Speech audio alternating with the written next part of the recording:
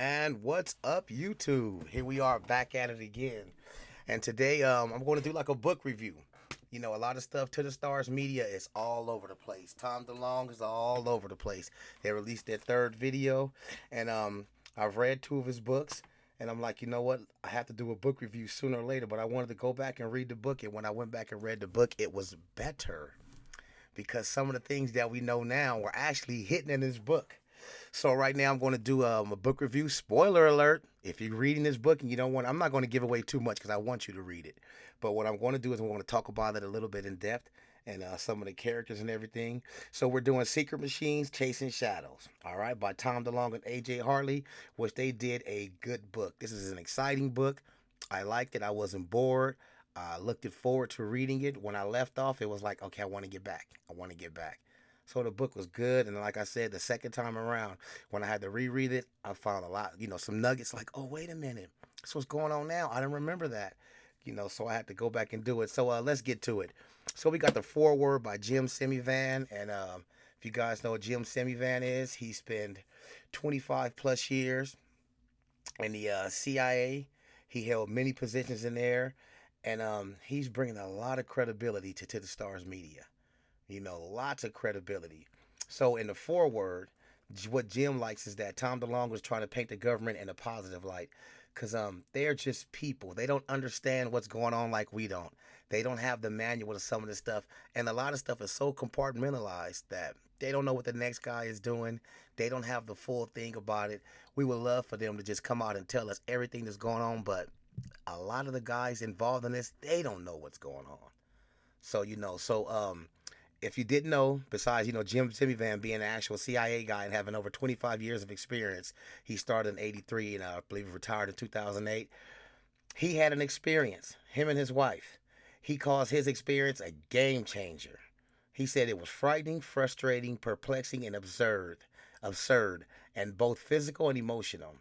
He didn't know how to describe what was going on, what was happening, and he's still undecided whether there's any spiritual aspect to it, but it definitely changed his reality. He said what intruded into his life changed his reality, actually changed it. And man, this guy, he writes the foreword, is really worth reading. I don't know if you guys read forewords, but I read the forewords to both of his, a lot of the books, and his is really worth reading.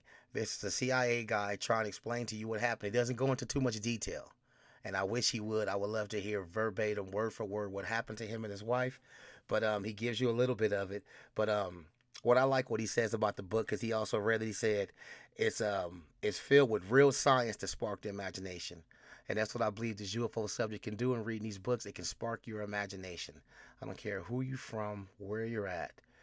Some of these UFO books get you to thinking, get you to using words you'll never think of using, get you to look up subjects you'll never get to look up. So that's one thing I like about this UFO subject, and this book is filled with real science that will spark the imagination. So yeah, so this book is focused on four characters. It's a lot of characters in the book, but the four that they're focused on, the major characters is Tamika, an investigating journalist and blogger. So, and what I try to do, I put pictures up the cast who I feel who should play these parts. So it's Tamika, an investigative journalist, and she's a blogger. Jennifer Quinn, her father was a rich businessman, and his death brings her into this. She inherits his business, and she starts seeing what's going on, and it also brings Jersey. Jersey is he brings the Nazi aspect into it. Jersey, I believe, was a Polish immigrant in 1939, working as a Jew in the Nazis camps and the Nazis' worst camps. So he brings that aspect of what he's seen, and and what he knows about the Nazi aspect of this UFO stuff. And we also have our hero, Major Alan Young. Major Alan Young is a Marine Harrier pilot who has a UFO experience. So we got four separate characters, and it's the UFO story that binds them together, that ties them together, and they come together at the end. It's pretty cool. Like I said, spoiler alert if you haven't read it, but it's really cool how it blends them together and how they come in with these four different telling their sides as a journalist, as the father, as the daughter of a rich businessman, as a Jewish internment camp worker, a Polish immigrant. Jersey brings that side, and Alan bringing his side is from the military. So it's pretty cool how they did it. So Tamika, she's a journalist, and she's giving some info. And her info leads her to find the remnants of Operation Paperclip.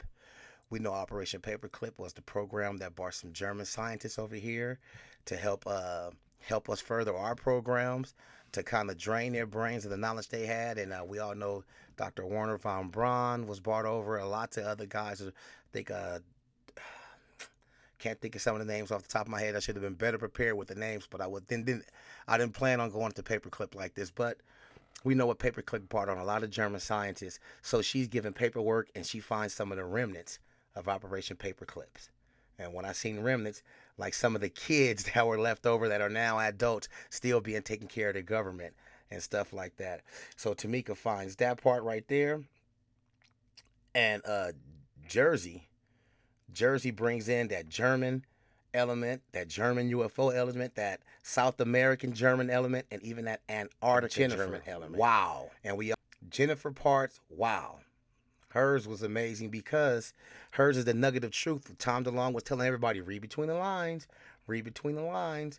Jennifer, one of her stories brought this nugget of truth out that was like hot dog. She discovers that her father had part in some private funding, and she tracks down this private funding, and she runs into a Senator Tom Powers of Nevada, Republican, who goes into detail discussing black projects and budgets and UAP. He asks, you know what UAPs are? And we know that they're changing the nomenclature to UAP instead of UFO.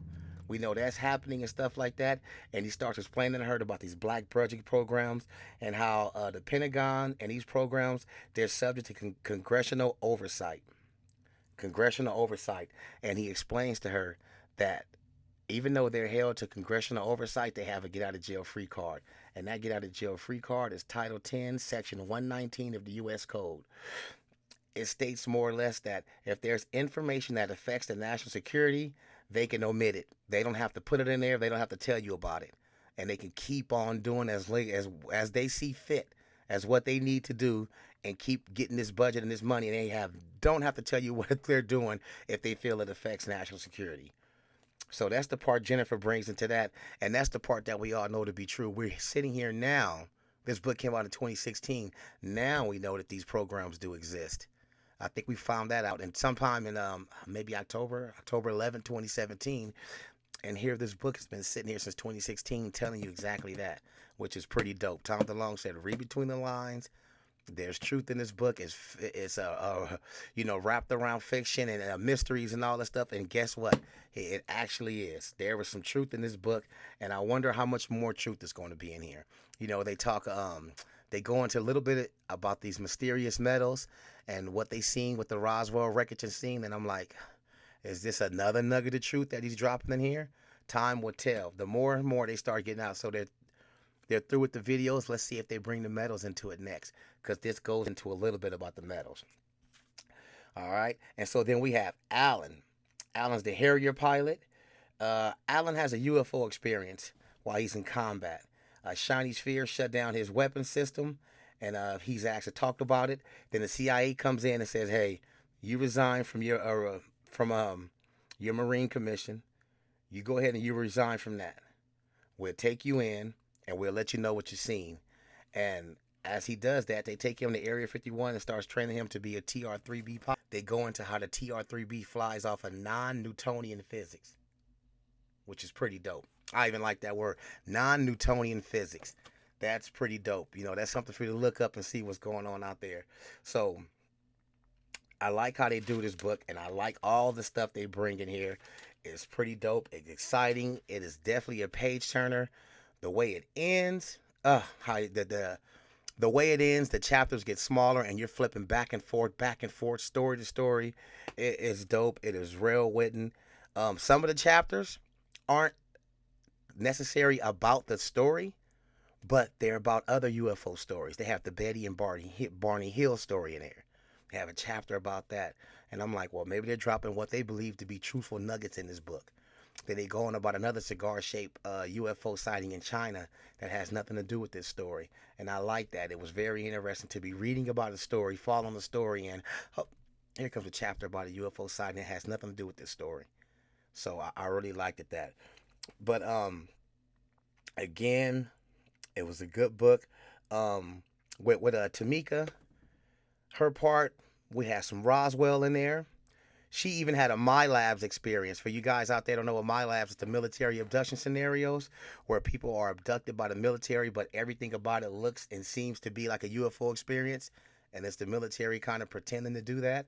So she had a My Lab experience in here, and her part is pretty dope. And again, I said Jersey. He brings that Nazi UFO, South America, Antarctica aspect with his story, and his story also is dealing with metal.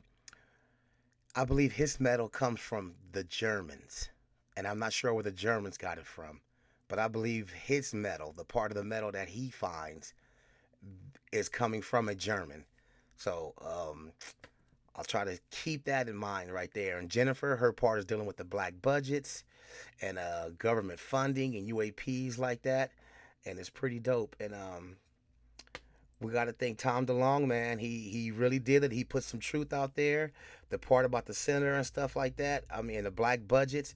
We know the news is breaking now, and we know how it's going. And it seems like all right, man. Like Tom DeLonge was on to something. But this book ends with Alan. Alan being our TR-3B pilot, our former Marine that turns hero, and he does a good job. I like the way it ends. He's dealing with TR-3B, Area 51, maybe genetic modifications. In one part, he kind of goes there. You have to read it, check it out for yourself. But I want to read how this book ends real quick, and I'll end on that. I want to read how it ends real quick. I bastardize it, but Alan says, "Let me get this straight. You're saying that the craft we're flying were brought here by aliens, which humans took to be gods of ancient Greek, but they left, and now we still have their stuff?" He looks at Alan and says, "What makes you think they ever left?" That's dope. That's dope. Because if you remember when Tom DeLonge was on Joe Rogan, he was showing him pieces of the Roswell wreckage that had ancient Greek writing on it. I liked the book. Again, the book is Secret Machines Chasing Shadows by Tom DeLonge and AJ Hartley. And I enjoyed it. It's a good book. Please read it. Take your time. Go through there. It's probably going to be more now because when you read it, you're going to be like, wow, he put these nuggets of truth in there then, and this stuff is happening now. So it should just make you gravitate more to some of the books he put out that he claimed to have this. And I have so many more UFO books that I've read and I plan on reading, and I hope they all drop nuggets of truth like this in there. I hope they all to be that truthful. So that was me giving you a little bit of the Secret Machines book, Chasing Shadows, by Tom DeLonge and AJ Hartley. Hand clap for you guys. You guys did your job. You did a job well. And, man, thank you guys. I appreciate all the love, all the comments from my subscribers. Thank you guys. And let's bid a sad farewell to somebody that's retiring, Dr. Stanton Friedman, for all his years of work. And I believe that's why we have to go ahead and do what we have to do, get this subject out there, because there are people that's retiring, may leave in this subject, that really need to be involved and really need to see that their work comes to some type of fruition. Okay? So thank you guys. I appreciate everything that you guys do, all the comments, all the subscribers. Thank you for everything. Have a good day. Click like, subscribe. I will be seeing you soon. Pega page.